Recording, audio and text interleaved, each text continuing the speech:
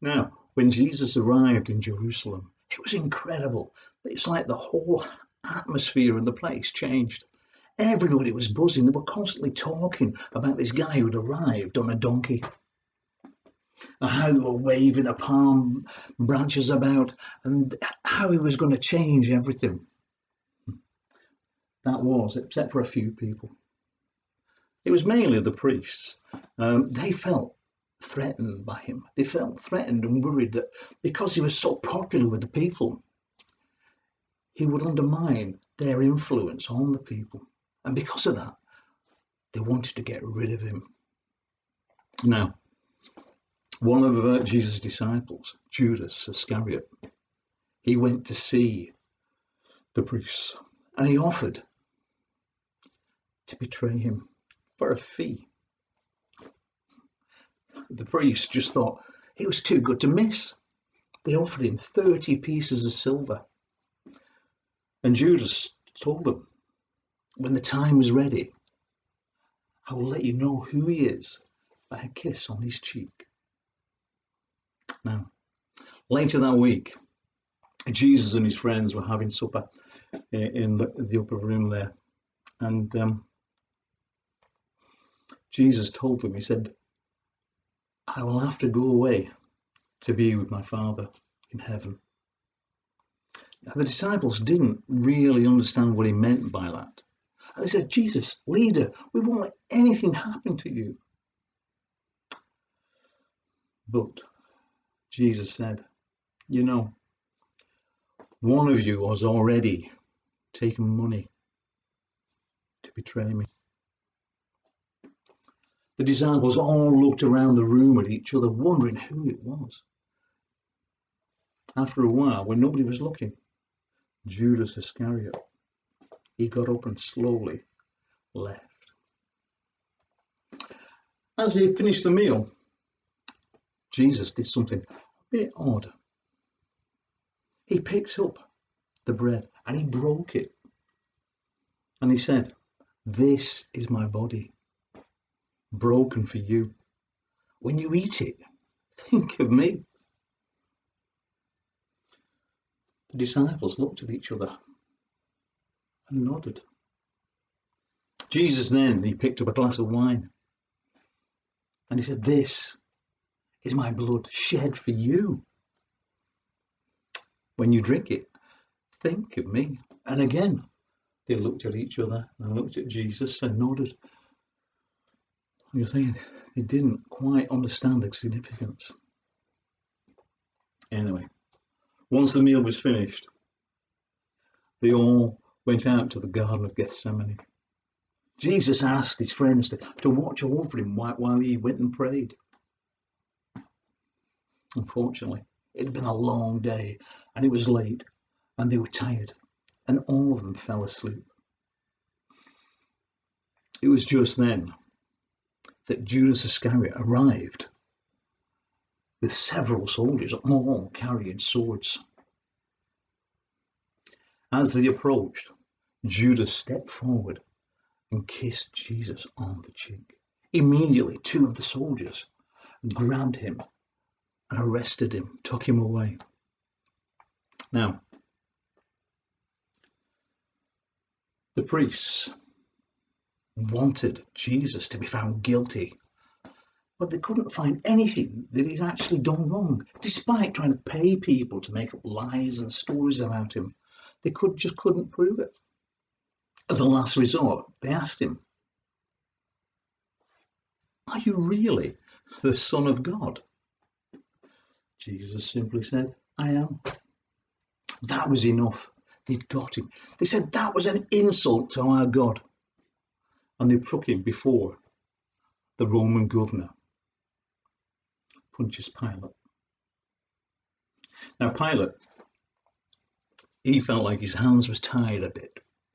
You see, he couldn't see anything this Jesus had done wrong. But he also knew that the priests wanted him found guilty. So he decided that he would let the people decide.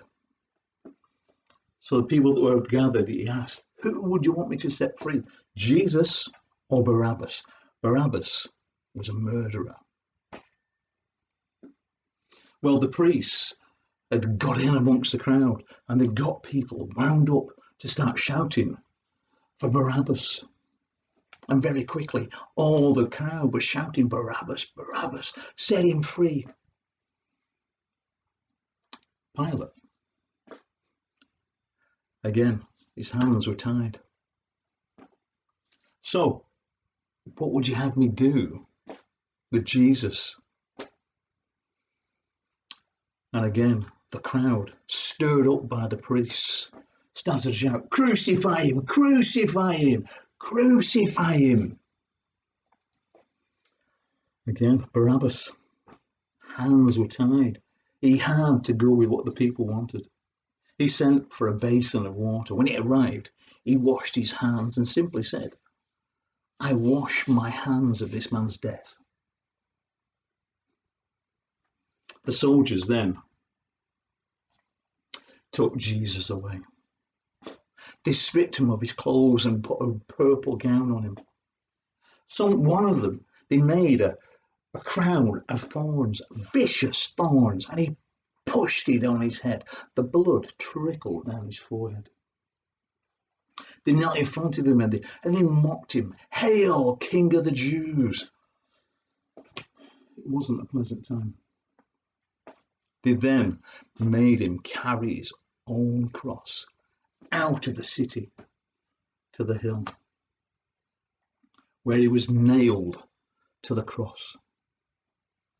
He was risen up between two thieves. As they hung there on the cross, one of the thieves, was getting frightened, worried, petrified about where he was going when he died. Jesus spoke to him and calmed him down.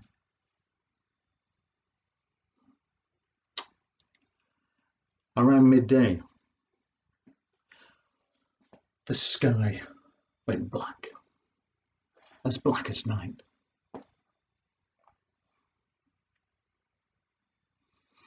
And then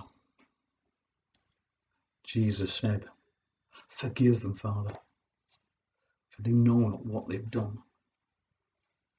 And then he died. As he died, the ground shook. There was an earthquake everywhere. People panicked and running here and there, not knowing where to go, not knowing what was going to happen, what was happening. They didn't know. One of the guards that was stood at the foot of the cross looked at him and said, this man truly was the Son of God. Jesus' mother Mary and a few of the disciples waited for permission to take his body off the cross. Pilate eventually told them it was okay. They took him down and they laid him in a tomb which was sealed by a giant stone. Now, that was Friday. But you know what? Sunday was coming. Sunday morning, Mary Magdalene made her way to the tomb. She wanted to see the body. As she got there, she noticed something strange. The boulder had been moved away. She looked inside. She couldn't see anything. There was nobody, no Jesus. She rushed back to tell her friends. They came, and again, when they looked inside, all they could see were the grave clothes. Mary Magdalene stood at the side, crying, not knowing what to do. And then somebody asked her, why are you crying? Mary looked at the man and said, they have taken my Lord away. I don't know where he is.